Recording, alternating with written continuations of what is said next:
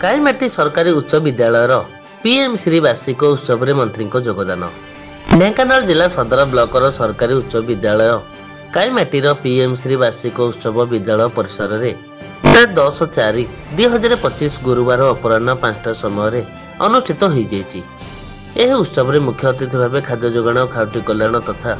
विज्ञान और प्रजुक्ति विद्या मंत्री श्रीजुक्त कृष्णचंद्र पात्र योगदान करी काईमाटी हाईस्कूल पीएम श्री फलक उन्मोचन करने सह छात्र छात्री माने भल पाठ पढ़ी देश सेवारे मनोनिवेश करने परामर्श दे एवं कोटे छात्र छात्री मानकु पुरस्कार वितरण करथिले। छात्र छात्री माने प्यारेड द्वारा मंत्री को पाछटी नहीं। यह उत्सव में सम्मानित अतिथि भाव शिक्षा विभाग स्वतंत्र सचिव श्रीयुक्त रतिकांत महापात्र, ढेंकानाल शिक्षा अधिकारी श्रीमती विनीता सेनापति, शिक्षा विभाग युग्म निर्देशिका श्रीमती सस्मिता साहू, काईमाटी ग्राम पंचायत सरपंच अमित ज्योति स्वाई, मंत्री ब्लॉक प्रतिनिधि ज्ञान रंजन नायक, सदर ब्लॉक मंडल सभापति लक्ष्मीधर राउत, एमजे महिमा प्रमुख उपस्थित थिले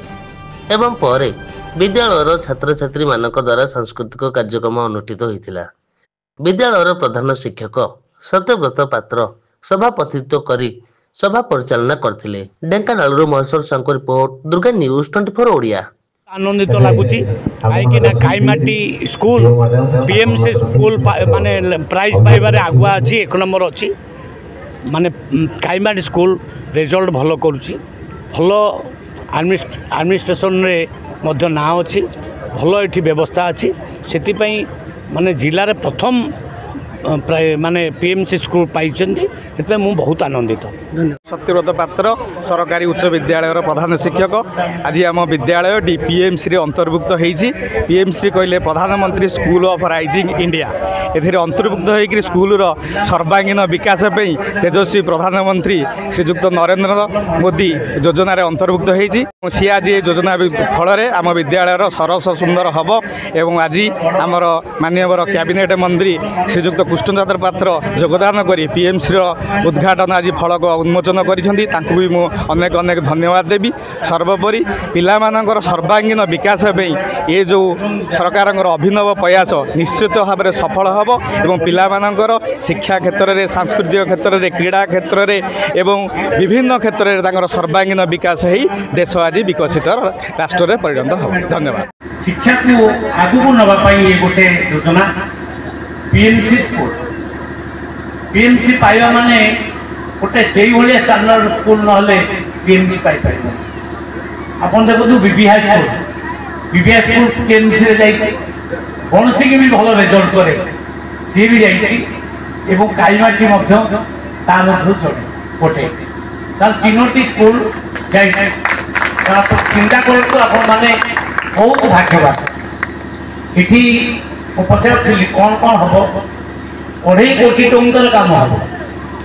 आपण प्ले ग्राउंड काम हम, आपणकर लैबोरेटरी हम, साइंस लैबोरेटरी आउ बिल्डिंग मुझे बिल्डिंग डिजाइन किसी डिजाइन स्पेसिफिक डिजाइन थी सेमती डिजाइन पीएमसी स्कूल। हाँ, ऑडिटोरियम ये सबू सुविधा सुजोग इसे दि जाए। अबिका कौन है प्राइवेट स्कूल गुड़ाक एत आट्राक्शन हो जाते सुविधा जोगे दि जाए जहाँफल जी टिके थिला वाला पिला थिला घर पिला से प्राइवेट स्कूल प्राय बड़ बड़िया लोक मान पिला माने गवर्नमेंट स्कूल में पाठ पढ़ुना कि आम सब गवर्नमेंट स्कूल में पाठ पढ़ी आप गवर्नमेंट स्कूल में पाठ पढ़े समस्ते गवर्नमेंट स्कूल में पाठ पढ़ी बापूजी उपरा स्कूल में पढ़ुते बीबीआई स्कूल में पाठ पढ़ुते ढेंकानाल कॉलेज में पढ़ुली अनुगुल कॉलेज में पाठ पढ़ी रेवेन्सा कॉलेज में पाठ अर्थात आम आम जीवन जाक गवर्नमेंट स्कूल में पढ़ी पढ़िका जाए पिलाटे माने प्राइवेट किए भल पाठ पढ़ा कौटी देख भल पाठ माने भल पैसा कोचिंग रे पैसा ड्रेस पैसा माने सबू माने बही भी से बिकिबे तमाने एटा शिक्षाटा गोटे बेपार धीरे धीरे सीटा को बदलैया पाई माननीय मुख्यमंत्री मध्य विभिन्न स्टेप जमी आमर नि गोटे स्कूल हूँ गोदावरीश मिश्र आदर्श विद्यालय प्राथमिक प्रथम ठार अष्टम श्रेणी पर्यंत जो स्कूल गुड़िक थी प्रत्येक पंचायत गोटे स्कूल नहीं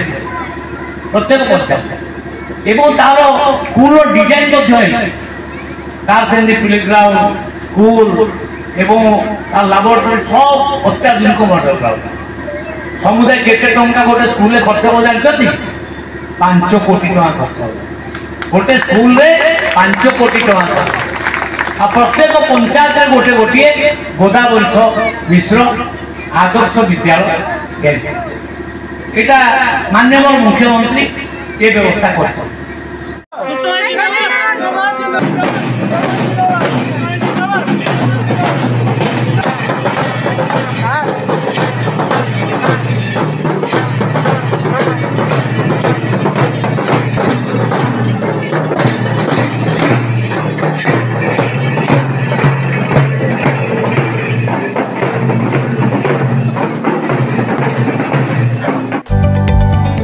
जदि आपंक आम भिडी भल लगा तेब आम चैनल को लाइक शेयर और सब्सक्राइब करने को जमा भी भूलु नहीं।